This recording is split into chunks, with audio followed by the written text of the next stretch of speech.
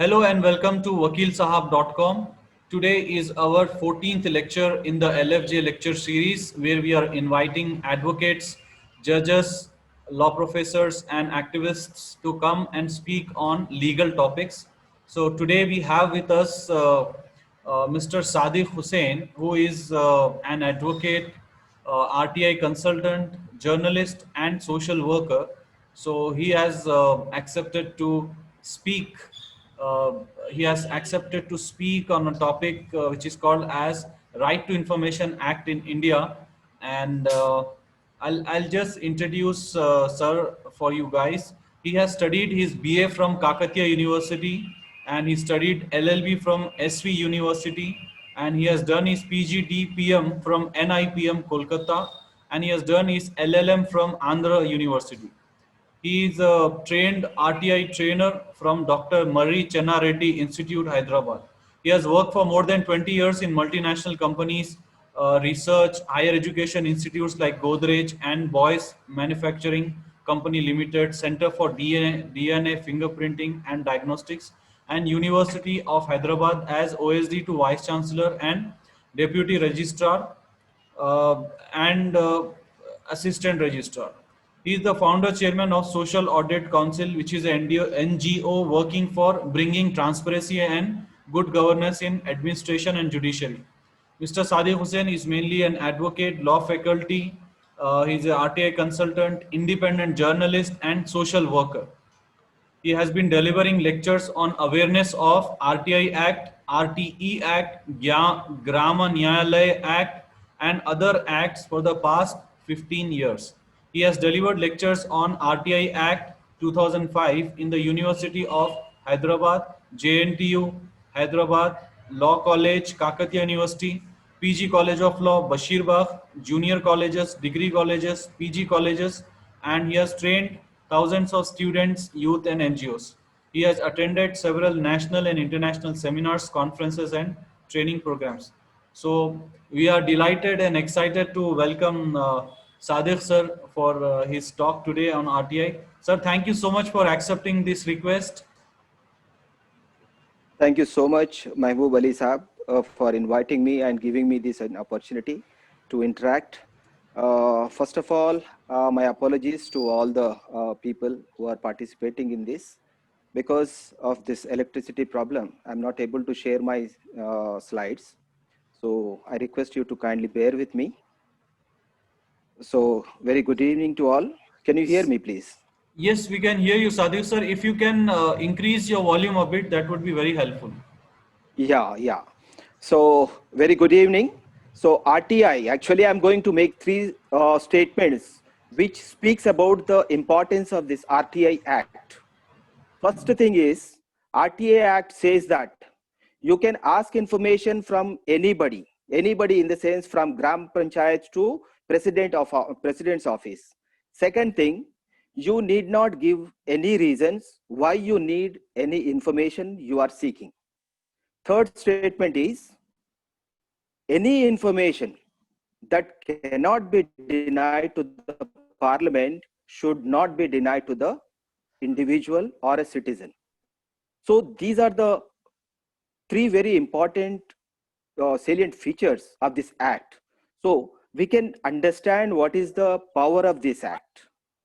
So friends, so let me start about a brief history globally, and then what is the perspective of the Indian perspective of this RTI Act, how it has started. So then we'll go, what exactly is the RTI Act, how we have to use, who can use, and all those kind of things. As you know, this Sweden is the first country to enact this RTI Act way back 200 years back. After that, around 250 countries have enacted this act, because the purpose of this act is to bring transparency in accountability in the system, so that there is no corruption in the administration of public activities, public functions. So that is the basic activities in various countries, in various forms. These acts have been enacted. So coming to the Indian perspective, when there was no RTI Act. So RTI Act came in 2005. before 2005, whether there was no right to information to the citizens of India? No, there was a right, because right to information is already there in the Constitution of India. Article 19 says that every citizen has the right to freedom of expression. Right? Okay, so freedom of expression includes this right to information also. Okay, and earlier how the information used to, because now we are using RTA Act to seek the information from various people. But before this RTA Act, people used to file bills, writ petitions in the courts, and through various what you call there are several journalists who used to do investigative journalism. Through that, information used to come. Way back in 1977, in Indira Gandhi versus another petitioner, there was a case filed and the information was sought from the government. But Supreme Court said that the citizen has got every right to provide the information. So we were using the right of the individual to get the information from the government. But this RTA Act has made it very simple, because RTA Act, what it says is, it has for the first time in India, it says that any citizen can seek any information from any individual or any organization, government organization specifically, and there is a specific time. So within that particular time, you have to give the information. The time limit to provide information is, in general, 30 days. From the date of application, you have to provide the information within 30 days. If it is relating to life and liberty, then the information has to be provided within 48 hours. So this is the mandate of the RTA Act. So RTA Act, when it came, so people started using it, and there are so many scams also exposed. We have seen several scams, even recently also several scams coming. But depending, I'll not go into the implementation part, and there are the other issues of the RTA Act. But basically, the RTA Act, how it works, what actually the information, whenever you want to seek information from any government organization, you have to know what exactly information you need, what is the problem, why you would seek that information from that organization. And you have to also understand what is that you are going to do after receiving that information.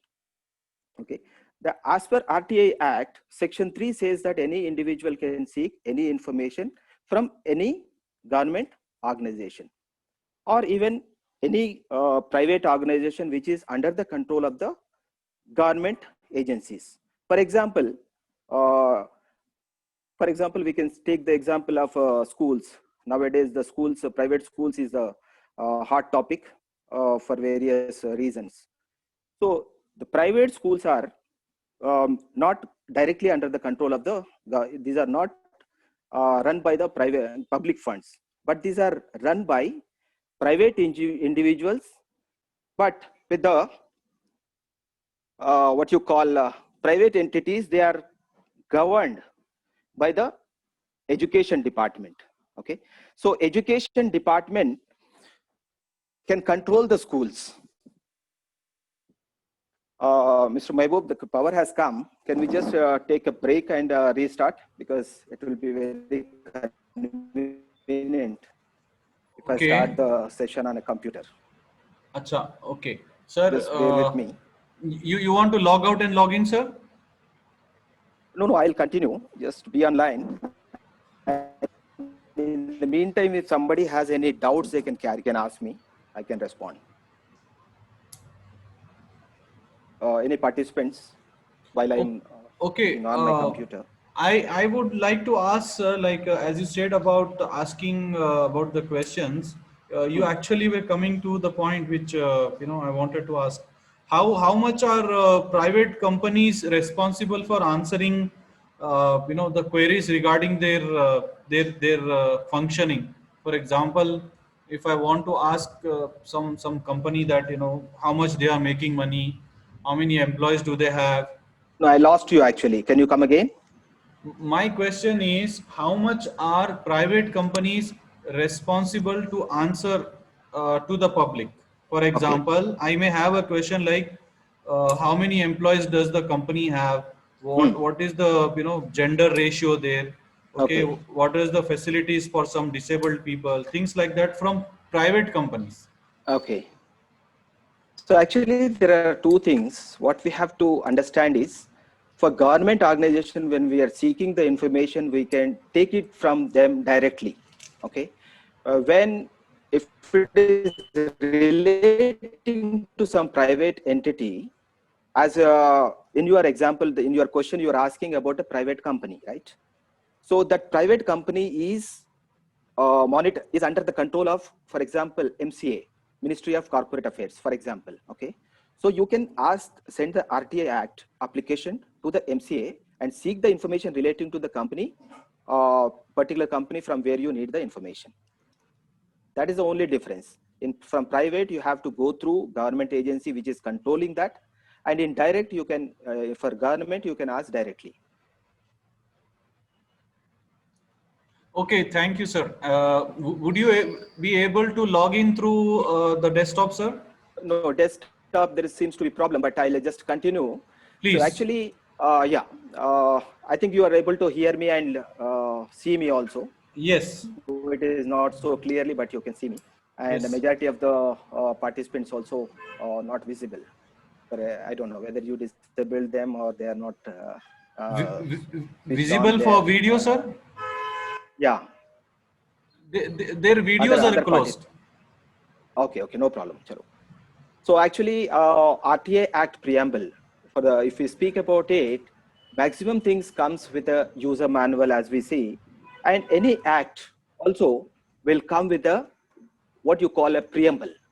The preamble keeps and speaks about how to use this, what are the benefits. Similarly, this RTA Act also came with a preamble. The preamble of any act or legislation is an introductory statement of that act, which speaks about the main purpose, philosophy, uses, ideas, aspirations, and principal objectives of that act. In other words, preamble is like a blueprint or sketch of the act. Therefore, if we read the preamble of the RTI Act, so it is very clear that this particular act was brought with aim to bring transparency in the system so that there is very less corruption. So that is the main purpose of this RTA Act. And before going into RTA Act, I just wanted to ask or rather put a question to all the participants here. Whenever we go to an office or whenever we seek information, the first question we get is they will ask us, who are you? So many people will not able to reply properly actually. They will say that I am so and so, or if they are from some organization, they'll tell that I am so and so from representing this organization, or I am in president, secretary, lawyer, doctor, like that. But I think that is not the exact introduction of a citizen. I just wanted to start from the preamble of the Constitution of India. So many people doesn't know that we are the sovereign owners of this country. So when somebody asks a question, who are you? If we are able to say that I am the sovereign owner of this country, and with that capacity or in that capacity, if I am asking that answer, so the other person will not ask you next time that question. So when I started, I made three important statements. The RTA Act says that you need not give reasons when you are seeking information from anybody, be it be Gram Sabha to Rajya Sabha, even from president. An individual who is asking a question to a president, prime minister's office, he need not give reasons why this statement is made. We have to understand that. So RTA Act says that you are the owner. You are the owner of this country. For example, if you are a manager of a company, when you ask some work or some information from your worker or your junior or your subordinate, will you tell him why you need that particular information? No. You will simply ask him to give the information whatever you want. You can ask that information n number of times. Your subordinate or your staff cannot ask you why you seek that information. So that is the reason here RTI Act also says that the citizen need not give reasons why he is seeking that particular information from the government agency. Okay? That is another thing. So preamble of Constitution's preamble, as we know, we the people of India, we start with like that, and we conclude it saying that we hereby adopt, enact, and give it to ourselves this constitution. So we, the people of India, give this constitution to ourselves. We have not given this constitution to everybody. So that means we are the sovereign people, and we are the owners of this country. And before RTI Act, we have to understand preamble and then the fundamental rights, 19(1)(a), and the fundamental duties. Most of the people talk about the fundamental rights and they stop it there. So, but the fundamental duties, Article 51(a) of the Constitution of Chapter 4 is very important. Every individual has 11 duties on him.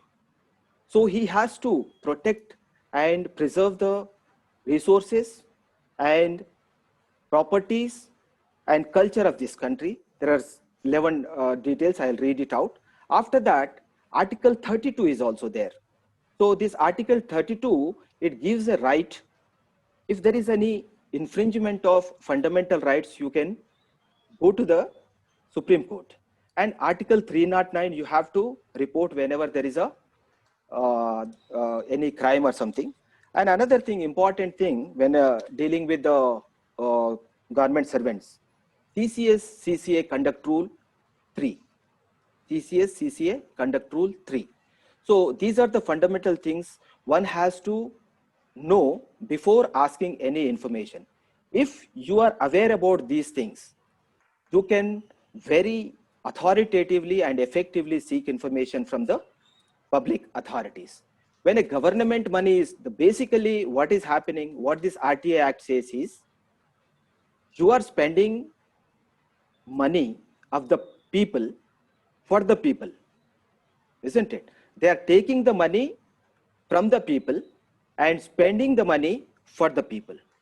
So when the money is taken from the people and spent for the welfare of the people, people have got every right to know how much is spent, how it is spent, where it is spent, when it is spent, proper quality, quantity has been ensured or not, proper procedures have been included or not. These are the particular basic things what we have to seek from this. Regarding RTI Act, 11th May 2005, Lok Sabha has passed it. 12th May 2005, it was passed by the Rajya Sabha. 15th June 2005, consent by the President. 12th October 2005, came into effect after 120 days of President's consent. 13th October 2005, Central Information Commission was established. Total, there are 6 chapters and 30 sections. Democracy is a government of the people, for the people, and by the people. So it is our government spending our money and spending for us. So key factors of the RTI Act. The RTI Act, most revolutionary act, as I told you, for the reasons.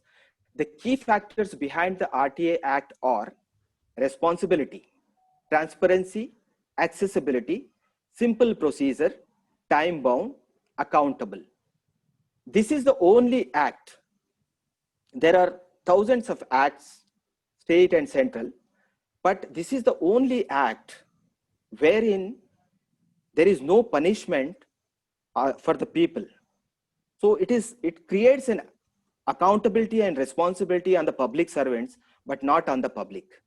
In any other act, they are to punish the citizens or control the citizens. But this is the only act which is there to control and monitor the public servants and make them accountable. So this is the beauty of RTI Act. And this RTI Act is the only act which was basically contributed and prepared by the civil society. There's a lot of contribution from civil society in preparing this act and getting it passed. So this act empowers citizens to secure access to information directly from the government public authorities. As I told you, it shall be the duty of every citizen of India to abide by the Constitution and respect its ideals and institutions, the national flag, national anthem, to enrich, to cherish and follow the noble ideals which inspired our national struggle for freedom, to uphold and to protect sovereignty, unity, integrity of India, to defend the country, render national service, to promote, to value and preserve the rich heritage of our composite culture, to protect and improve the natural environment, to develop scientific temper, humanism, and the spirit of inquiry and reform, to safeguard public prosperity and abjure violence. So these are the fundamental duties of the every citizen. And I was talking about the CCS conduct rule, what it says exactly. Rule 3 says that every government servant shall at all times maintain absolute integrity. Second, maintain devotion to duty. Third, do nothing which is unbecoming of a government servant. Now, most importantly, Rule 3, Clause 2 says that every government servant holding a supervisory post shall take all possible steps to ensure the integrity and devotion to duty of all government servants of the time being under his control and authority. Next, no government servant shall, in the performance of his official duties or in the exercise of powers conferred on him, act otherwise than his best judgment except when he is acting under the direction of his official superior. The direction of the superior shall ordinarily be in writing. Oral direction to subordinates shall be avoided as far as possible. Where the issue of oral direction becomes unavoidable, the official supervisor shall confirm it in writing immediately thereafter. Now, more importantly, 3A, promptness and courtesy. You will not find this in many of the offices, unfortunately, these days. No government servant shall, in performance of his official duties, act in a discourteous manner. Second, in his official dealings with the public or otherwise, adopt dilatory tactics or willfully cause delays in disposal of the work assigned to him. So, if all the government servants follow this 3A, most of the problems will be sorted out. There will not be any problem. But the reality is, we know when citizens approach or go to any office, they will not even give any respect, leave apart respect. They will not give any information which they are supposed to give. And they are delaying the information or delaying the work for which they are employed and for which they were paid. So this is the another reason. Sadet sir, sorry to interrupt. You are saying that there is a particular document which is talking about the way government servants should be acting on their official capacity. Yeah. What is the full form of that document? CCA conduct rules. CCS conduct rules. These are central government also there, with first state government is also there. Is there a full form for that abbreviation? CCS, I'll just forward it to you. CCS, okay. CCA conduct rules, you write it time being. Okay. Okay. I'll okay, give you the details. Thank you so much. Thank you. Yeah. Coming to the definitions of information. So we are talking about, we are saying that we can seek the information. Exactly what is the meaning of information? So to tell you in brief, remember that any information in any form, which can be records, documents, memos, emails, opinions, advices, press releases, circulars, orders, logbooks, contracts, reports, papers, samples, data material, like this, anything. These are only few. The first statement what I made, any information in any form which is under the control of the public authority is called information.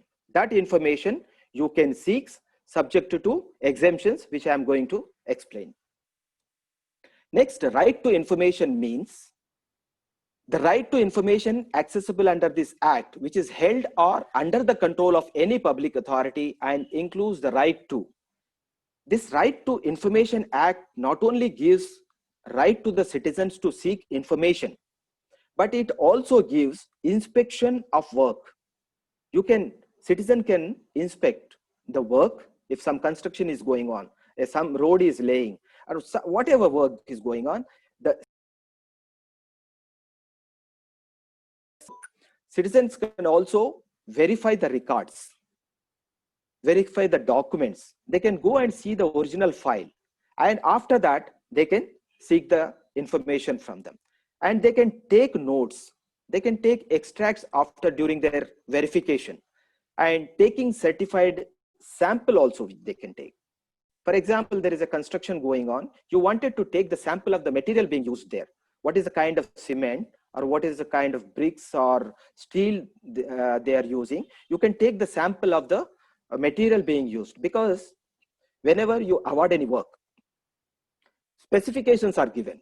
You have to use this particular material of this quality, or sometimes it's brand also. So whether you can check, because when the quality varies, when the brand varies, the cost will also vary. Though the material, for example, if it's a cement of particular quality may be very costly. If they reduce the quality, and if they take a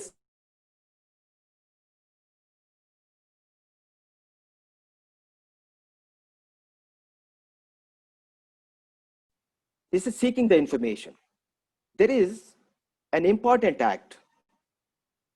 Seeking information also means you have to ask the information and then wait for 30 days. Sometimes information may come, sometimes what provision was made is, without any citizen asking for any information, there should be some suo motu disclosure. That means without anybody asking for that information, the public authorities are supposed to voluntarily on their own display 17 kinds of information in their website. So those information includes the particulars of its organization, functions and duties. So this is the suo motu information.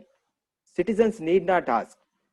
If there is an DO office, for example, DO office, they should mention the particulars of that organization, functions and duties. This is point number one. Then the powers and duties of its officials and employees. This is also suo motu disclosure.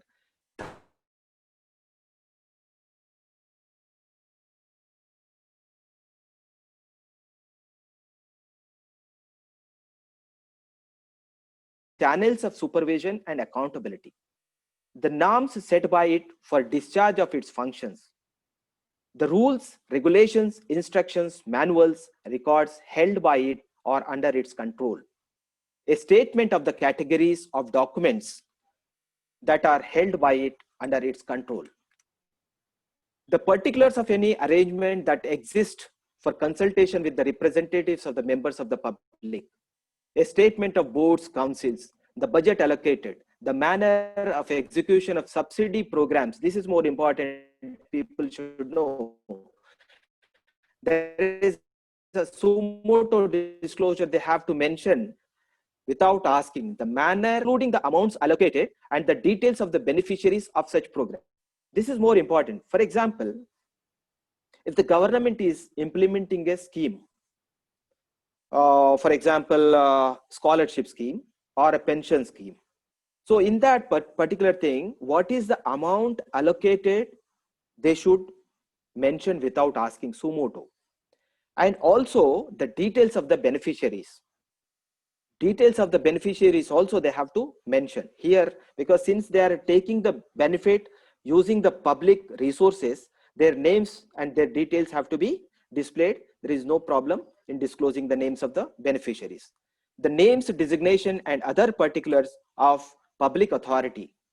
Such other information as may be prescribed, and thereafter update this information every year.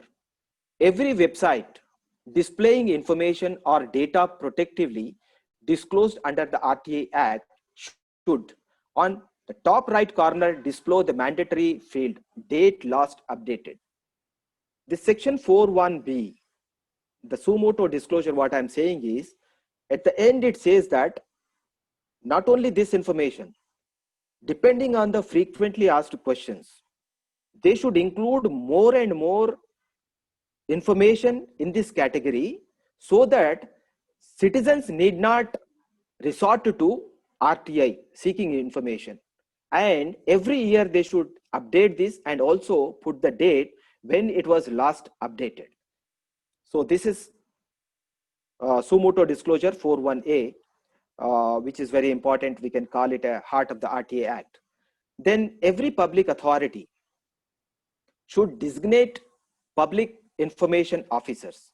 So they are the face of the organization and people. They work as a coordinators to take the request from the people and single point of contact, you can say. So between government organization and the people. So he collects the information, whatever request comes, he collects the information from within the organization and supplies the information to the people who are seeking this information. And then public information officer, as the case may be, may seek the assistance of any other. There are certain times public information officer may not have all the information which is sought by the people. Then in that case, what he can do is he can seek the assistance of concerned employee. That is under section 5.4. But normally what the people do is they transfer these applications under 6.3, transferring to other public authority, that is. So that is wrong. Within the, if it is within the organization, they can send it to them under 5.4. So in that case, the person, whoever is taking this application, if that information is pertaining to him, he will become the deemed PIO. So he will be held responsible for that. So request for obtaining information. A person who desires to obtain any information under this act shall make a request in writing or through electronic means, English or Hindi, in the official language of the area in which the applicant is being made, accompanying such fee as may be prescribed. Here, I just wanted to make one more thing very clear. He can ask in English, Hindi, or any regional language. Now the question comes is, for example, a person is there, he doesn't know any language. He's an illiterate person. In that case, what he should do? So RTI Act says that in that case, the person can go to the PIO and tell him that whatever information he wants, he can ask him to write application, and then he can sign or put a thumb impression and give the application to the PIO. So that means the PIO has to assist him, help him in writing the application. An applicant making the request, this I made in the beginning itself, the applicant making a request for information shall not be required, shall not be.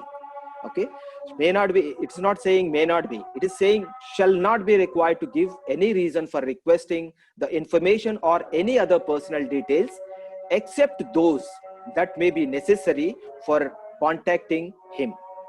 So when he's seeking the information, he need not give any reasons why he wants the information, what will he do with that information and all. He has to simply give where he would like to receive the information. Only that address, his name and his address only can be given. Sometimes there is a problem. If the name of the person who is seeking information is disclosed, there may be some threats, harassment, attacks or victimization also. In such a situation, there was a case in Calcutta High Court. In that it said that even the citizens can give post box number. So they can take a post box number, they can write the post box number, and they can seek the information and ask the PIO to send the information to that post box number. If the information is relating to other department, transfer it to the concerned department within 5 days. And the disposal, this is the application and how it is disposed. On receipt of a request under section 6, they should dispose it as expeditiously as possible, as quickly as possible. But the maximum limit is given is 30 days. They need not wait for 30 days. If it can be given immediately, it should be given immediately. But in any case, it should be given within 30 days if it is relating to general information. But if the information sought is related to the life and liberty, then it has to be given within 48 hours. If the PIO fails to give a decision on the request, information within the period specified under 7.1 shall be deemed to have refused the request. Now, Act is very clear.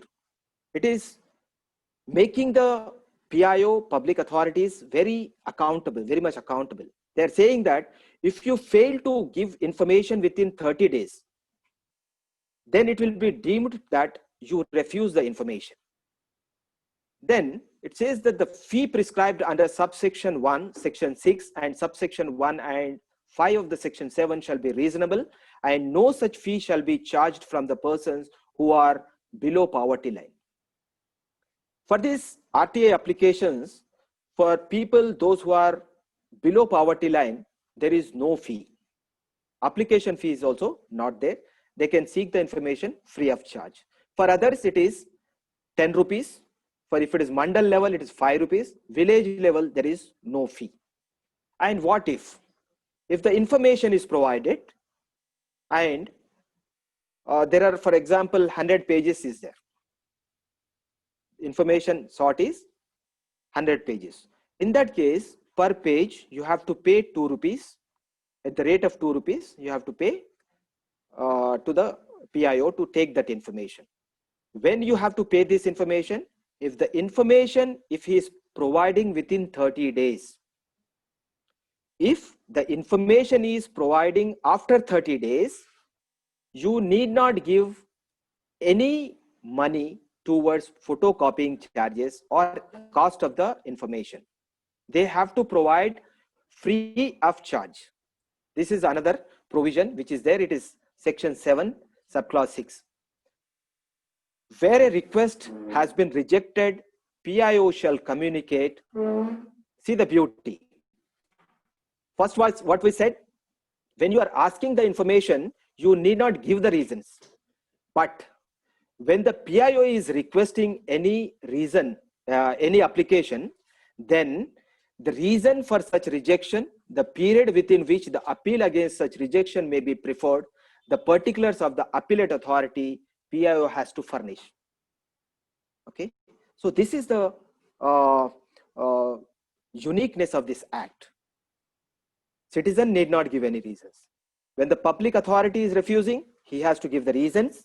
He has to tell how many days, within how many days he can appeal against the decision, and also the details of the public first appellate authority, his name, his designation, and his contact address. These are the 3 things he has to provide along with his order of rejecting that request. Information shall already be provided in the form in which it is sought. Normally, whatever form you are asking, the public information officer should give in that particular form. However, if it is disproportionately diverts the resources, then in whatever form you have, you give it to them. RTI Act does not mandate, does not make PIO responsible to prepare and create and give the information. It only says that you have to provide the information held by you. Okay, it will not be created, it will not be compiled. Whatever form you have, in whatever applications or in whatever registers, in whatever documents, you have to maintain as per the office procedure or office manual. In that form, you can provide that information. Non-disclosure of information. Now, sometimes each and every information which we are seeking may not be possible to disclose. The information disclosure of which would prejudicially affect the sovereignty and integrity of India, security, strategic, scientific, or economic interest of the state relation with foreign state, or lead to incitement of an offense. This information is excluded.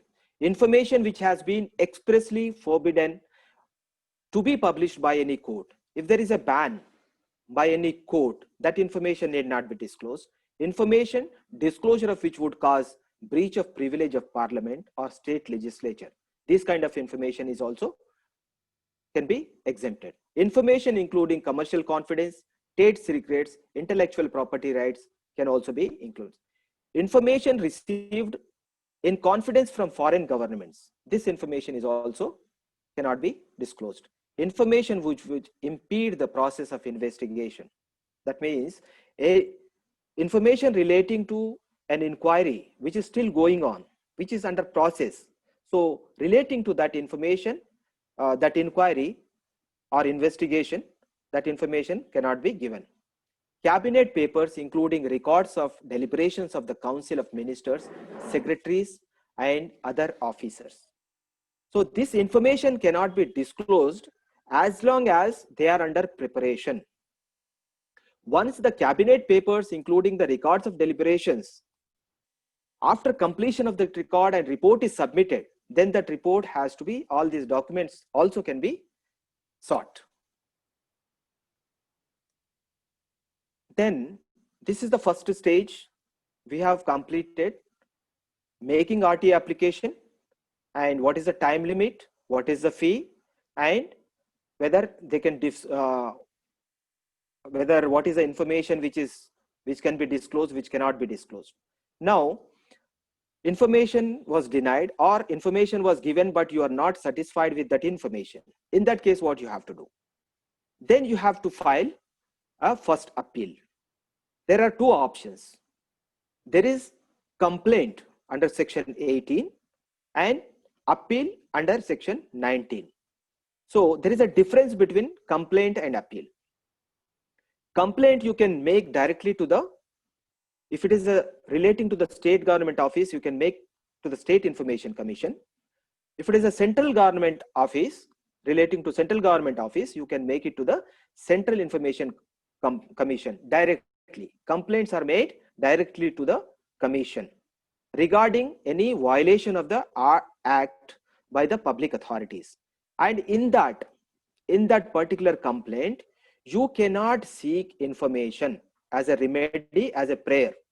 You can seek only punishment to the public authority, asking him to implement the RTA Act and take action against the PIO. This will be the prayer in complaint. Okay. In appeal, so you have not received the information within 30 days.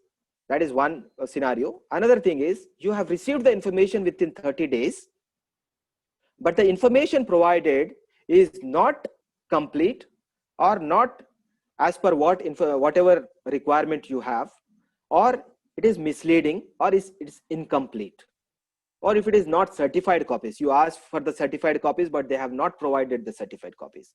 Under RTA Act, you have the authority and right to ask all information, certified copies. Each copy you can ask him to sign and stamp and give it to you.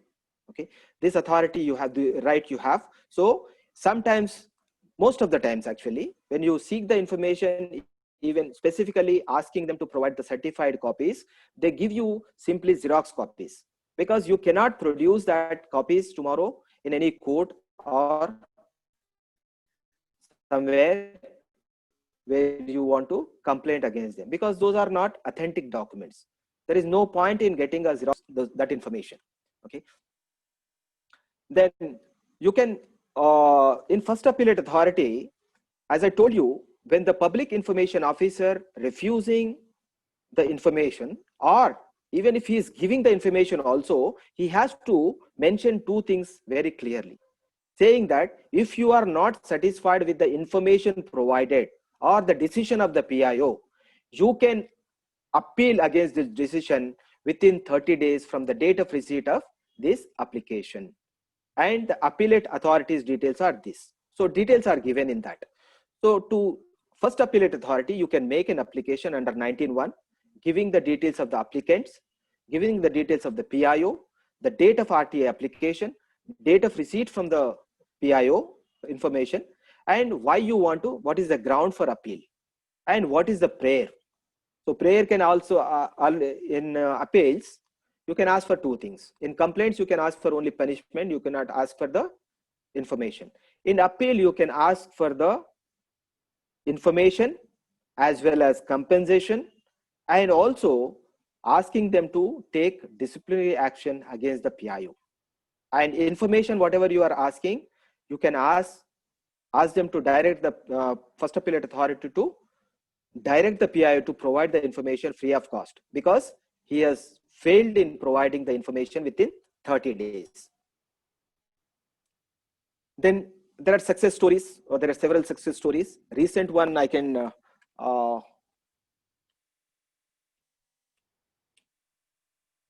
very recent one, I'll just relevant one I'll tell you. This there was a case or Paras Jain versus Institute of Companies of India.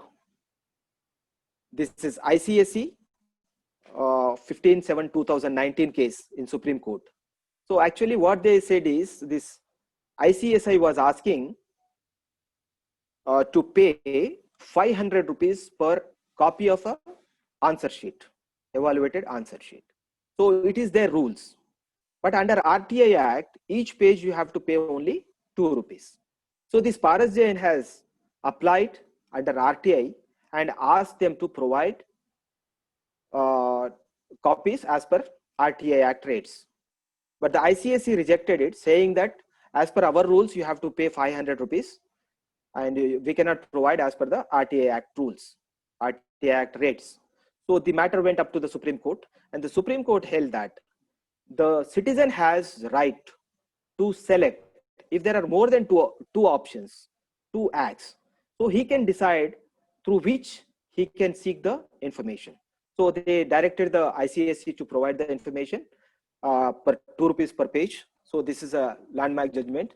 So the Supreme Court says that, be that as it may, guideline number 3 of the appellate does not take away from Rule 4 the right to information, regulation fee and cost rules 2005, which also entitles the candidates to seek inspection and certified copies of their answer scripts. In our opinion, the existence of these 2 avenues is not mutually exclusive, and it is up to the candidate to choose either of the routes. Thus, if a candidate seeks information under the provisions of the Right to Information Act, then payment has to be sought under the rules therein. However, if the information is sought under the guidelines of the appellant, then the appellant is at liberty to charge the candidate as per the guidelines. So these are the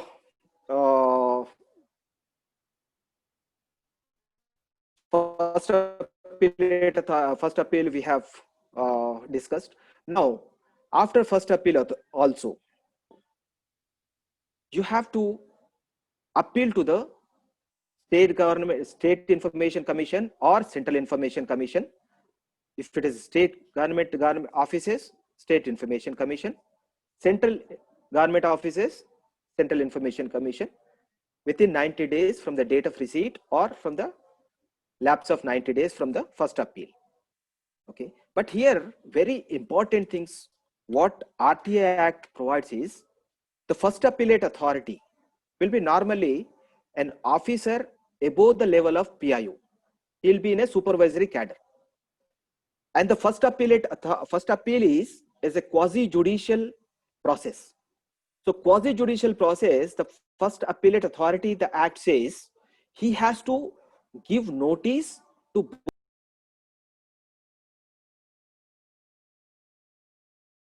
both, PIO and the public information officer. He should give a notice of hearing. He should conduct a hearing.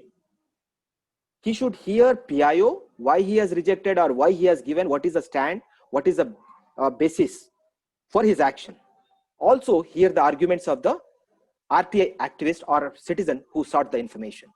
Then not only this, the basic point which everybody is most 99% RTI activist also missing is nobody is insisting or nobody is pointing out that the first appellate authorities are not taking affidavit from the public information officer. They are simply in a casual manner without conducting any hearing. They are disposing of the first appeals. They are not providing the information. Thereby, lot of RTA applications are reaching the second stage. Second stage is State Information Commission or Central Information Commission. They are piling up there. Here in RTI, you have time limit. First appeal, you have time limit. But in second appeal, there is no time limit. It depends on the workload of the commission. Okay, it may take 3 months, it may take 3 years or more also. So there is no time limit. By the time you get the information, that may become irrelevant also. Okay. I think Mr. Mahbub, are we running out of time? We do have time, sir. How much of your talk is remaining, sir? Almost complete actually. I have just I finished this disclosure, exempted parties. Yeah, almost finished actually. I think we can take the question and answer. How much time do you need to finish your session? A particular thing we can go. How much time do you need to finish, If there are sir? any questions, I can. What I'm saying is, depending on the questions, we can take the questions now. Okay, nice. I'll read out the first question. Mr. Krishnakant is asking, can a citizen without permission of any authority inspect the records? Can they capture records without any permission? Is it permissible as per RTI?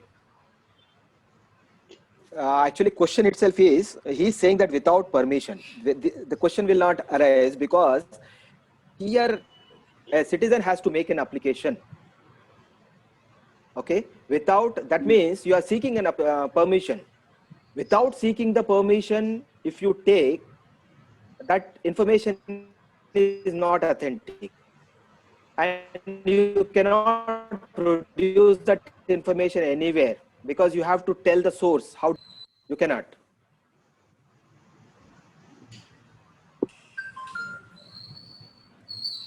Okay, let's go to the next question. Mr. Krishnakant is asking, what are the remedies to restrict blackmailers in the name of RTI? Yeah, any other question? Sir, I have one question, sir. Mr. Krishnakant. Yeah. Mr. Khaja is asking. Yeah, please. Let us finish Krishnakant's question. Okay, sir. If you permit, because that is also a very important question nowadays. Many people say this. It's a very important question.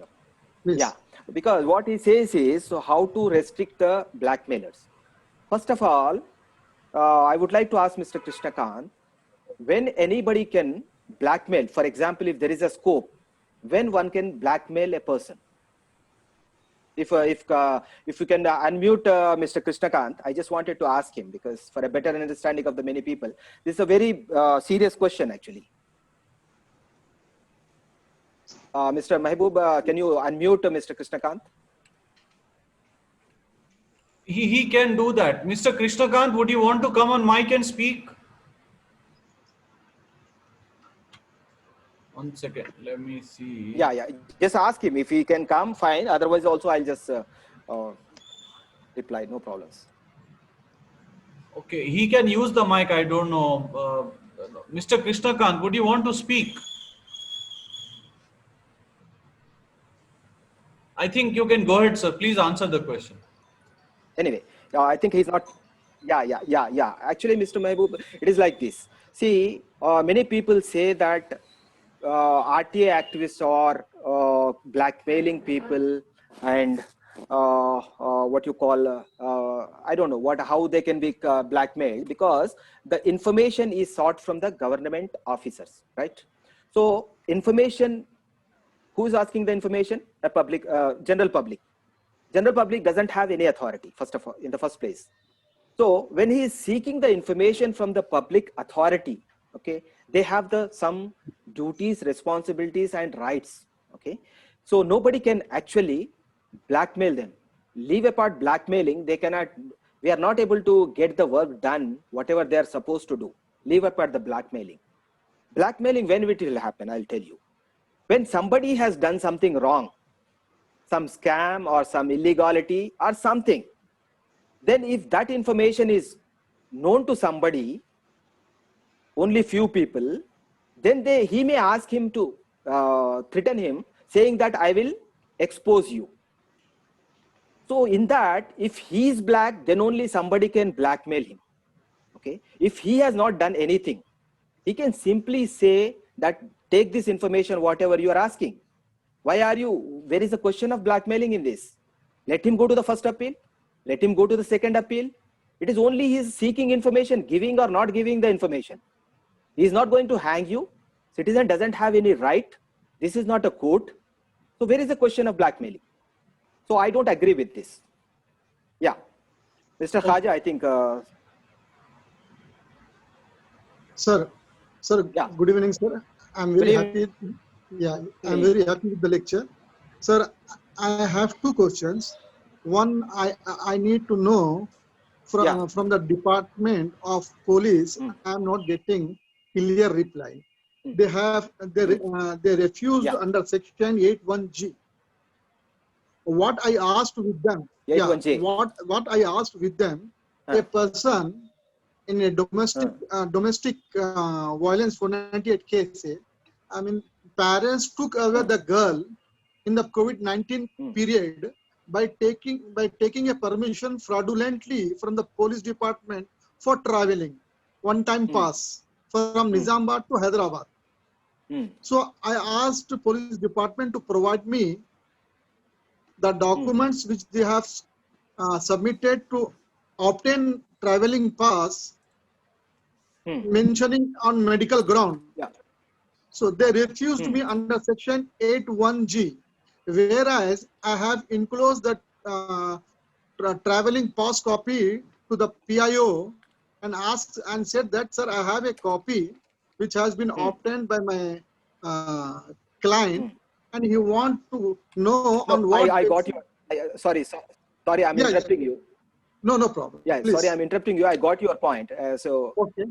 I got your point. Basically, what you are saying is police has given permission to somebody to travel during COVID, and they produced some documents. Based on the strength of those documents, they got the permission, right? Yes. So they are not giving, saying that this is a personal information. Rightly so. I also just wanted to know how this is relating to any public activity. Is this not what you call personal information? Yeah. Under RTI.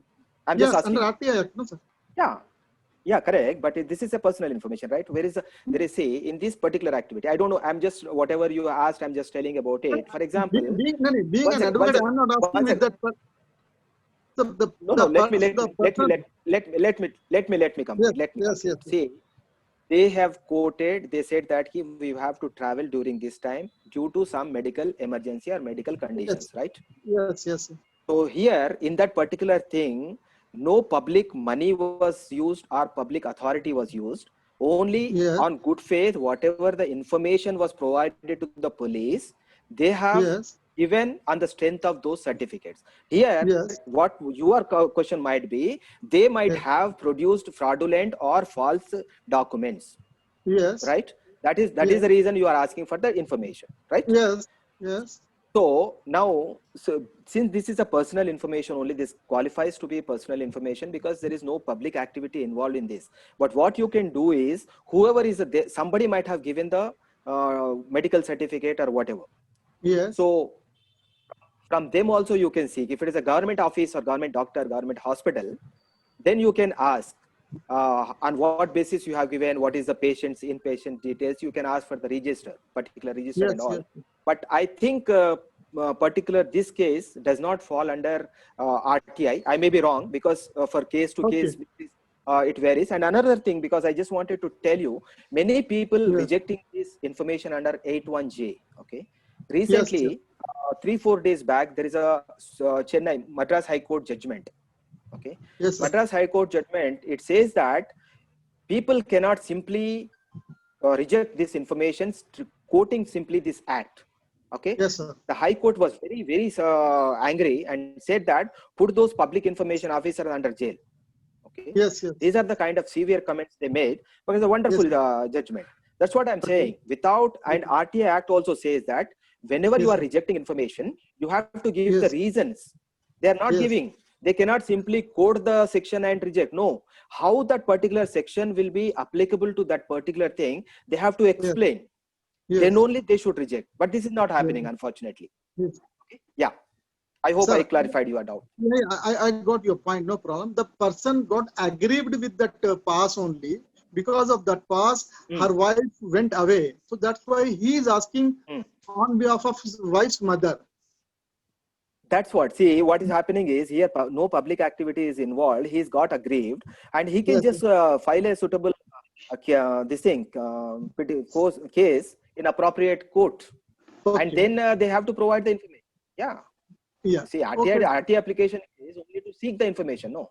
So if you have the proof, you have to simply say that, okay, here they have went away based on the fraudulent documents. They have actually one more ground could be they misled the public authority, government machinery. Okay, sir. Anyhow, thank you very much. And one more question I have. Mr. Zabiullah, yeah, please wait. We have some limitation. I will try to get back to you after other people. Okay. Okay, please. Yeah, please. please. Yeah. Okay. Okay. 1 second. Mr. Tulsi Ram is asking a question. Please go ahead, Mr. Tulsi Ram. Hello. Yeah, Mr. Tulsi Ram. Thank you very much for the insights. I have one question. Yeah. See, the second appeal, it says that 90 days from the date of receival of the information, or 45 days from the no information from the authority. My question is, when shall we go to High Court? So regarding High Court, actually there is no provision in RTI Act as such. Why you will? First, let me ask you. Let me understand why you want to go to court. Because I need that information from them, and they are only the sources or custodians of that information. Correct. So see, High Court, when you can go is after exhausting the process, whatever is provided in this RTI Act, only you can approach the court is one. Second thing, let me tell you one more thing. If there is any violation of the procedure established already, then also you can move the High Court. Okay. And that will be, we have to say that not RTI Act, but he is supposed to, I quoted CCA rules, right? So you have to say that this particular employee is supposed to do this. He has to follow this act enacted by the parliament. This is the actual procedure, but he is deviated or violated this procedure. And on that ground, you can go, but not on, since he has not provided the information, you have to go through the channel provided by the RTI Act. I hope I clarified your doubt. Yes, clear, sir. Just a subsequent question. See, RTI is civil in nature. RTI application is civil in nature. Yeah. Why this RTI application dies with the applicant? Why can't the LRs can move the application further? Who said it dies with the application? I heard this, sir. No. It was a proposal for an amendment, but that was not brought in. It was not approved. So LRs can move the application. Yeah. Application. See, appeal. If he dies, for example, see, even LR is not required. I'll tell you one thing. See, for example, X is asked information. Okay. X is asked information that he is asking the relating to the public information. Okay. And if it is a public information, for example, you made an application 1 week back, 2 weeks back, or 3 months back.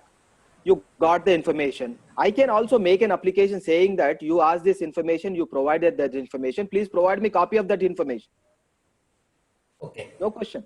No bar. So it will not die with the application. We can file the appeal on behalf of. No, it will be there. It will be there. Appeal, or you can ask what is the status, what has been done by the on that application, particular application. Okay. Thank you. I am delightful. Thank you.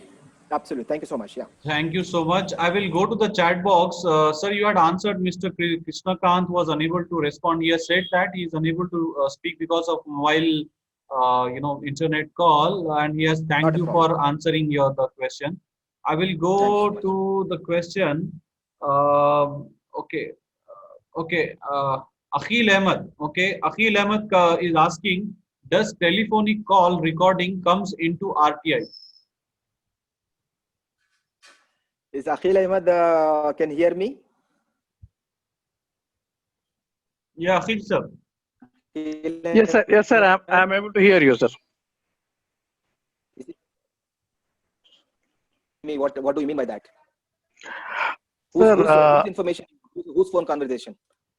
sir, say suppose there are some public tenders or something about, so there might be some lobbying going on. So in that aspect, we have some concurrent information that there is a lobbying, and we find that said persons are into conversation.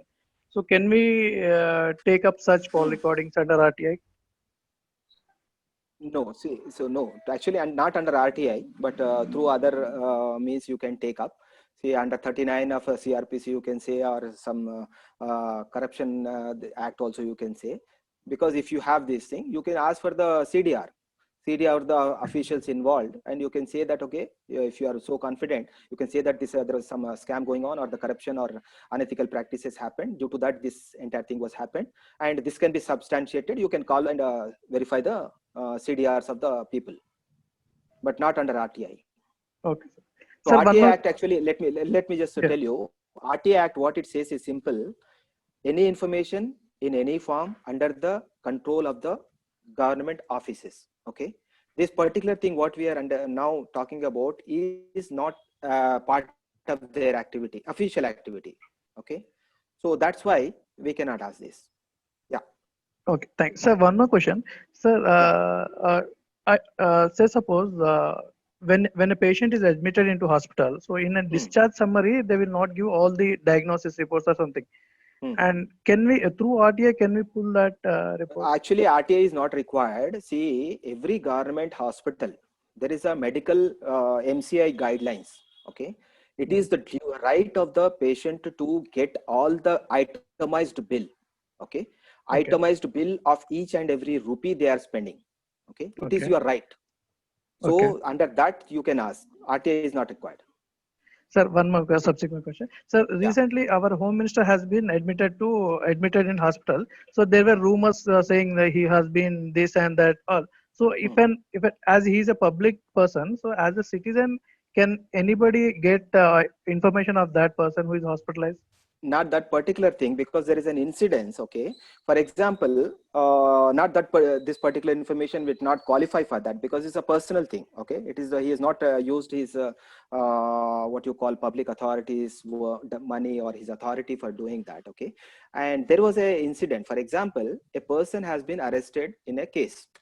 Okay, yes, sir. And he thought he was got admitted into a hospital, saying that he has got some problem, this problem and that problem. He was kept in hospital for treatment.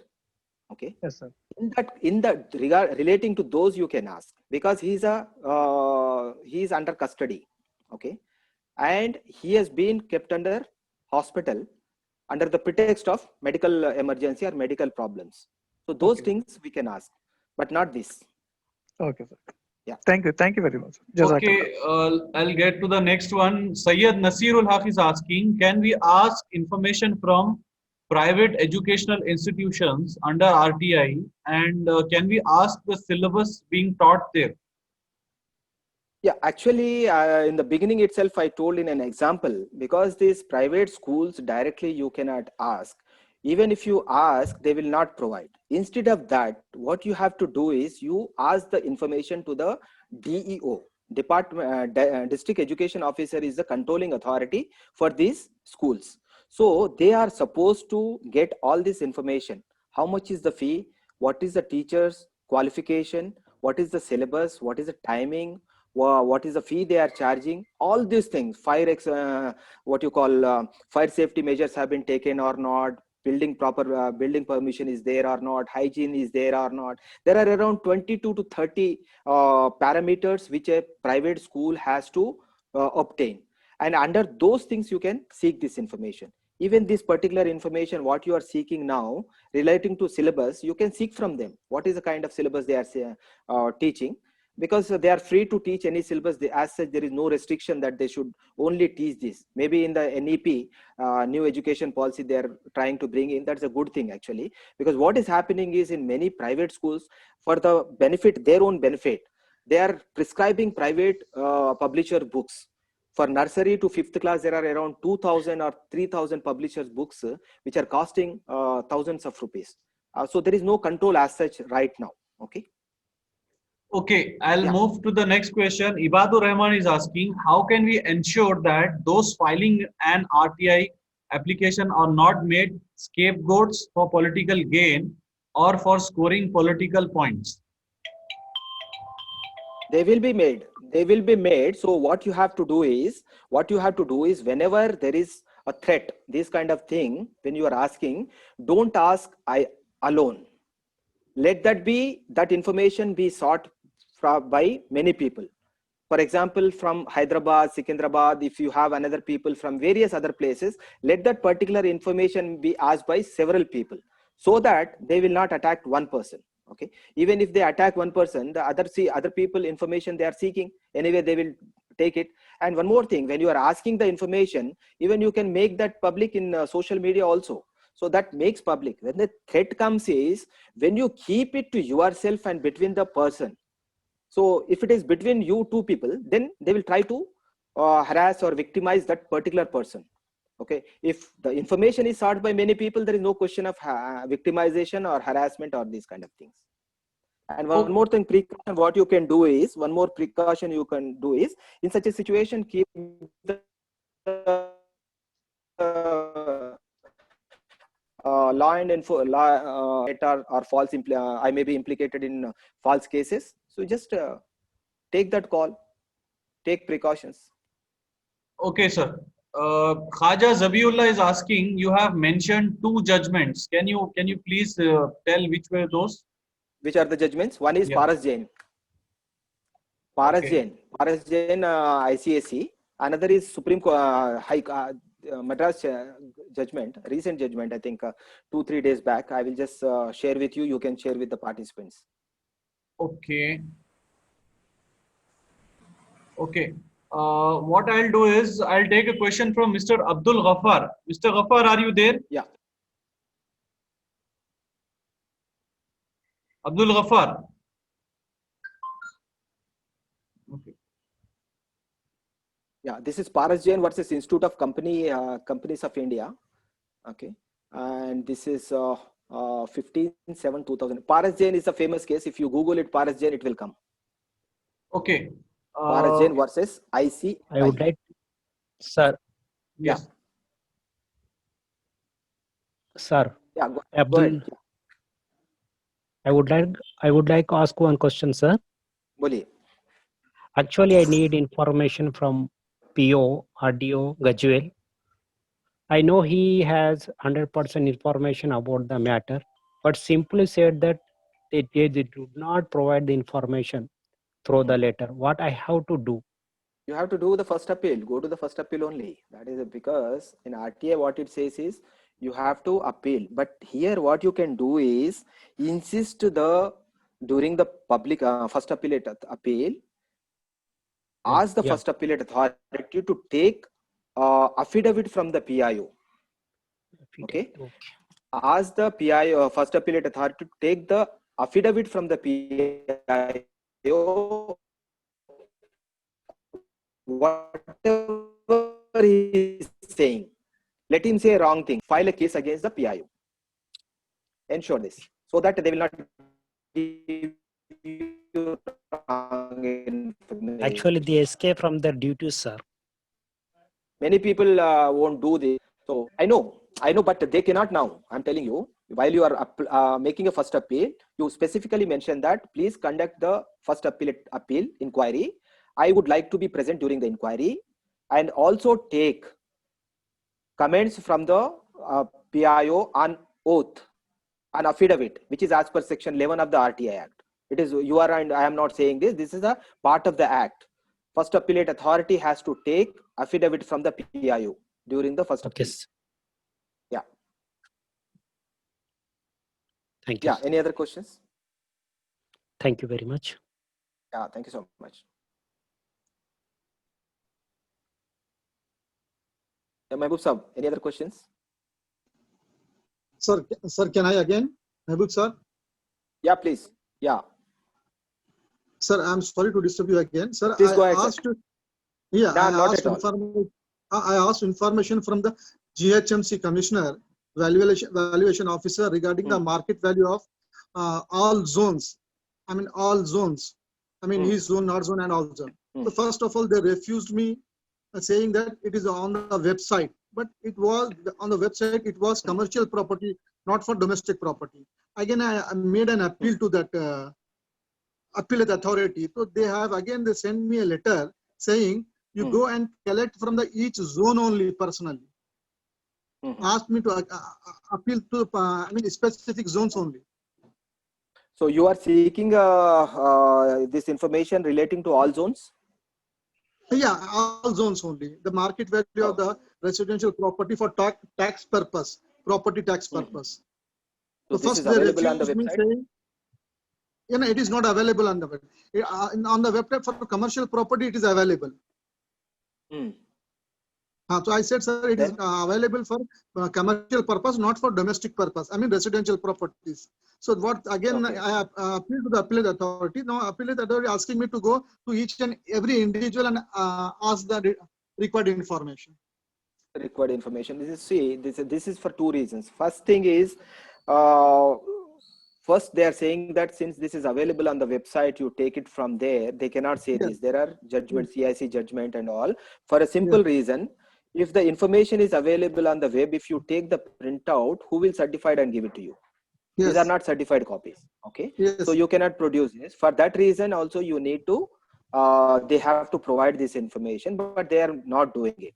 If there are many zones, recently some commissioners have taken a decision, this thing, saying that if there are more number of applications, let the people ask information directly from the individual zones. Now, why this has happened is, one person has asked information to say, for example, Chief Secretary of a state. Okay, he is asking information relating to all the districts. So what happens is the Chief Secretary's office will have to compile information from all the districts and procure it and give it to you. So there is a problem. This kind of problems also coming. Many people, they are also not using the RTA Act properly. Okay, so that's why these kind of things are coming. So in that case, what they can do is they have to otherwise transfer to all these districts. 6.3 under 6.3 they have to send it to all the 32 districts or 31 districts, whatever. Okay, so the workload of the government also increases for unnecessary things. So to avoid this, they are saying this, but this information what they are not providing is not correct. So they should have done that.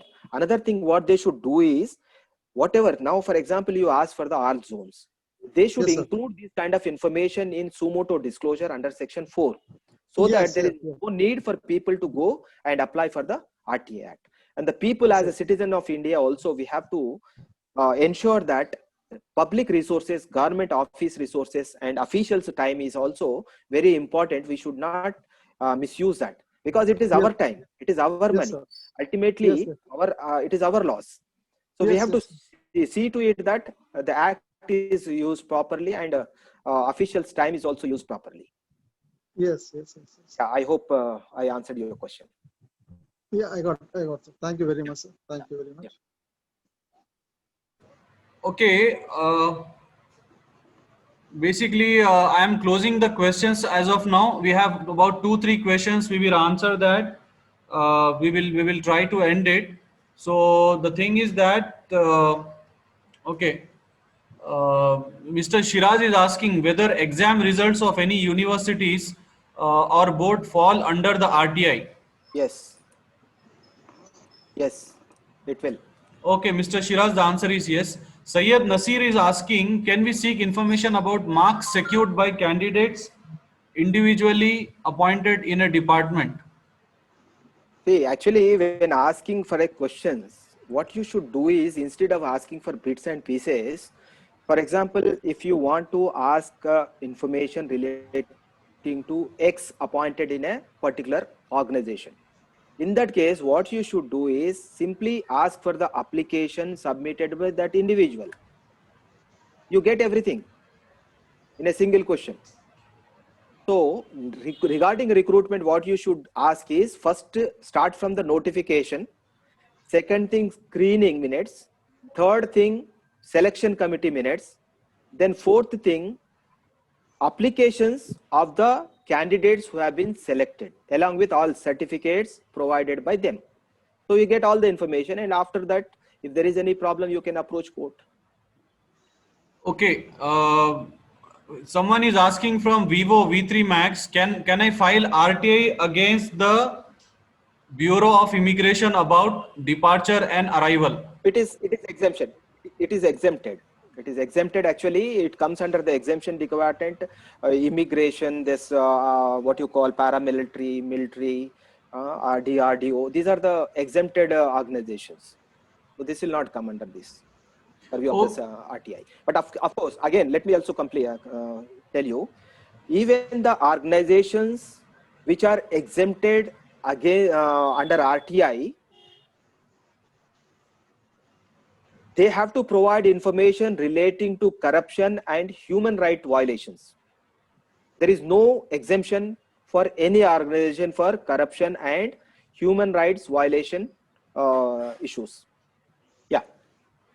Okay, sir. We have getting message from Khaja Zabiullah, thanks, and Sayyid Nasir is saying thanks. Earlier people have also said thanks, and we'll just end the session now. And actually, another yeah. Mr. Mahbub, one second. Another, this Tamil Nadu Public Service Commission versus Mr. P. Muthian. This Chennai High Court, Madras High Court order. Tamil Nadu Public Service Commission.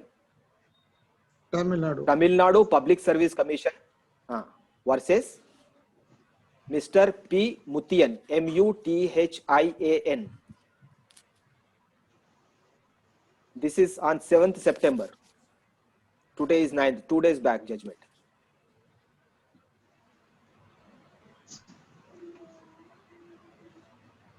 It says public information officers who adopt tactics to mechanically reject RTA request must be shown the door. That means they should be shown. It's a good judgment, sir. Yeah, absolutely. Okay, sir. Thank you so much. Lastly, I would want to thank all the audience. I've been seeing people have been, waiting patiently for so long. Thank you so much for joining. And I would thank our honorable speaker, Mr. Sadiq Hussain, sir. Thank you so much for giving this very enlightening lecture. I see that a lot of new information has come to us, and I think there must be more sessions with you so that we can get enriched with good knowledge. Thank you very much for giving your precious time, sir. Thank you so much. Mr. Mahbub Ali, thank you so much to you and wakilsahab.com and all the participants for giving me this opportunity. Thank you so much. It's a pleasure talking to you all. Okay, friends. One thing is that Mr. Ibad will share the link for this thing. What do you call for the feedback? Please check out this thing. Chat box. There is a feedback form. So please try to click that and give your feedback of our session. On 13th, we have a session evening with Professor Afroz Alam. He is the professor and head of political science at Manu University. And thank you so much, sir. Please, I ask the audience to give their feedback. Thank you so much, everyone. Good night. Thank you so much.